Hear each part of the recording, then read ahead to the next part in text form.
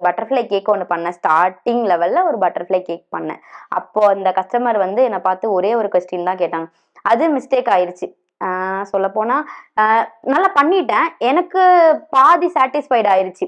என்ன ஒண்ணு, butterfly wings வந்து பின்னாடி போக ஆரம்பிச்சிருச்சு. அது என்னால டேக்கிள் பண்ணவே முடியல. அந்த கஸ்டமர் என்ன பண்ணாங்க, நெக்ஸ்ட் டே ஃபோன் பண்ணி, "நான் ஒண்ணே ஒண்ணு தான். இனிமே ஹோம் பேக்கர்ஸ் கிட்ட குடுக்க மாட்டேன். எனக்கு வர அடுத்தடுத்த தலைமுறைகிட்ட ஹோம் பேக்கர்ஸ் கிட்டயே போவாதீங்க" அப்படின்னு சொல்லிருவேன்.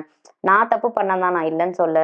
ஆனா, இனிமே எல்லாருகிட்டயும் போவாதீங்கன்னா, அவங்க லைஃப்லாம் என்ன ஆகுறது? அவங்கலாம் பாவம் இல்ல அப்படின்னு சொல்லி கேட்டப்போ, நான் அப்படிதான் சொல்லுவேன்.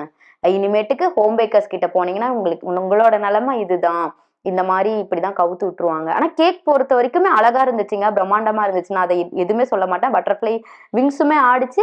பட் என்ன, கொஞ்சம் பின்னாடி சாய இருந்துச்சு. கொஞ்சம் அவ்வளவுதான். அந்த ஒரு ரீசனுக்கு அந்த மாரிலாம் பேசவும் எனக்கு ரொம்ப கஷ்டமா இருந்துச்சு. இப்படி சொல்ட்டாங்களே! ஏன் இப்படி இப்படி சொல்றீங்க? ஆமாங்க.